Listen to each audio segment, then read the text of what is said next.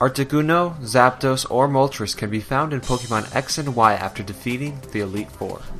You can only pick one of the 3 legendary birds, and this depends on the starter you picked at the start of the game. If you picked Chespin, you'll find Articuno.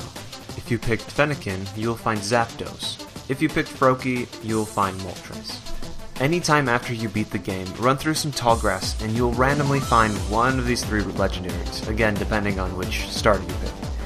You'll get a chance to see the legendary, but you won't actually be able to interact with it or battle with it or anything. It'll flee automatically and run off to some other route.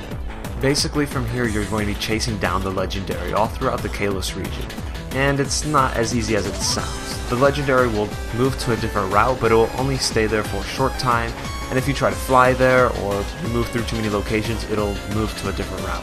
You can track the legendary's location by looking at the Pokemon's profile in the Pokédex. If you look at the map, it will tell you exactly where it is, but again, it will change if you move too many times. You can use some strategy to try and catch the Pokemon in its tracks, finding it in the right route, but you're going to have to rely on quite a bit of luck as well. One of the common suggestions is to fly to Lumio City and try and hope that the legendary is in a route surrounding the city. This way you have access to multiple routes instead of the 1 or 2 you would get in any other city. You also want to remember to have plenty of max repels, so you don't even have to bother about wild Pokemon and you can just strictly focus on the legendary.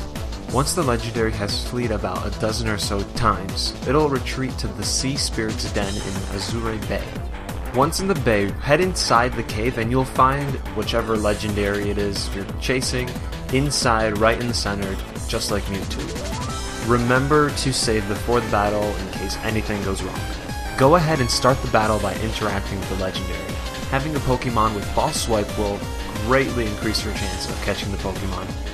Since you are battling in a cave, you can use a Dusk Ball to catch the legendary, but Ultra Balls work just as well, and you can even use a normal standard red Pokeball to catch the legendary. It is completely possible to do so.